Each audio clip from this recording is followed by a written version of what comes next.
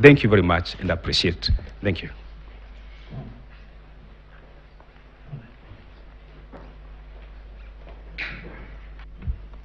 My Lady, the Chief Justice, Honorable Judges of the Supreme Court, I noticed that the time was still running as I was walking here. I hope I'll recover my seconds. As my learned brother has indicated, I'll be going through briefly what happened at Anniversary Towers. Just to add that, my Lady, we have already seen the gaps from what my brother, Mr. Njomo, has said. The breaches, the illegalities, and the gaps that were there in the collection, the tallying of the numbers. My Lady, what we have been told by the first and second respondents, as you will see it happening even as we went to Anniversary Towers, is the attitude of get over it, it's over. Because, my Lady, and as has been ably submitted by my learned senior Mr. Mulgore, when he was talking about what happened at Anniversary Towers, we were denied access to the server. Our agents were denied access to the server.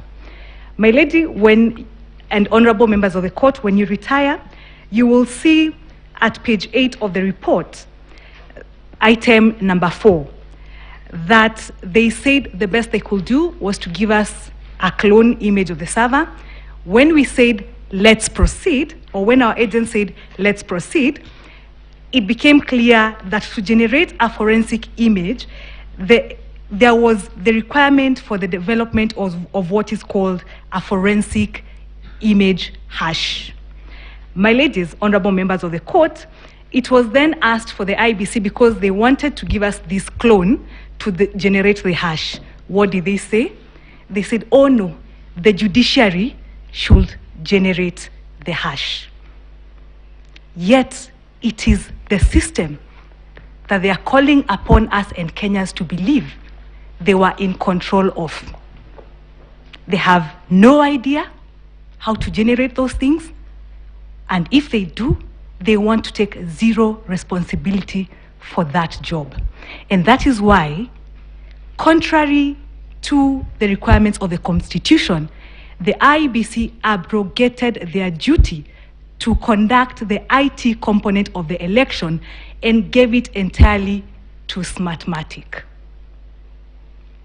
And that is why Smartmatic wrote a letter further to the directions of this court, that letter was served upon our firm yesterday.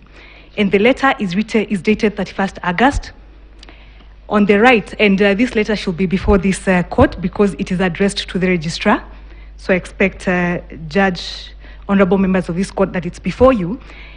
Clearly, it shows it is from Amsterdam. And it says that they will not give us access to the servers because it infringes on their intellectual property. What Mr. Macharia called today, the question of what happens to our data. We cannot even verify the election, contrary to the requirements of the Constitution that it should be verifiable. When the Honorable Court gives orders for scrutiny, Smartmatic says they cannot give us that access. We have set it out. It's set out in the report that has been placed before this court, and the letter is there to confirm. What they then go ahead and do is to amend the orders of this court. And my ladies will see when you read that letter that they say that instead, they would like to recommend that the IEBC makes available, and they say the documents that they want IEBC to give us, including some system logs, which, as Mr. Mulgore has indicated, not all those system logs were provided anyway. And the ones that were provided, we saw who had access. Our agents did indicate that when we asked, because this becomes very important on the question of access, and that's why the logs become important as well, when we asked, as the court had directed in its ruling, order number 1, that we get a password policy, they said no, it will infringe on the security. And that becomes extremely important in terms of knowing who had access to those servers, in terms of confirming the the code or the policy on change of passwords. They refused to give that information. Again, IEBC refused to give us information with respect to the RTS, Results Transformation Systems. Yet they want us to come here and believe what they're telling us with regards to the contents of the portal. Yet in their own Gazette notices, as you will find, there were some points where there was human intervention, and that is why they are unable to explain to this court, which we asked them to do and they were unable to do, to explain how the JPEG photos, my ladies, 2 more minutes. Thank you. They are unable to explain how an image is taken but ends up on the server as a PDF. In their own Gazette notice of 3rd August, which is part of our evidence, the petitioner in 002, they said that in some certain areas, returning officers will be allowed to take photos using their phones and transmit the same to the tallying center. So how then is it that all the photos on the portal are in PDF, and yet they refused, they declined and dishonored this court's order to give us information on the results transmission system?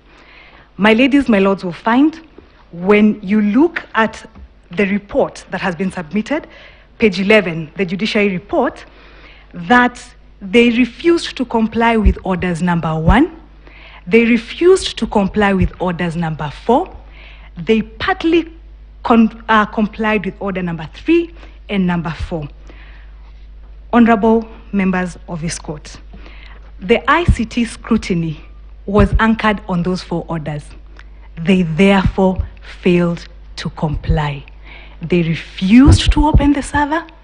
Smartmatic wrote, and to the best of what they could tell us, in addition to amending the judgment, they also say at the very end that even citizens all over the world had full access of these tally reports and were able to add the results, telling Kenyans we have no additional claim of that information. We can tally like everybody else. It is our humble submission that IEBC abrogated their duty. IEBC was not in charge in terms of the technical component, and that is why my brother Willis said they played picky, ponky eventually to determine who won the election. Kenya's electoral processes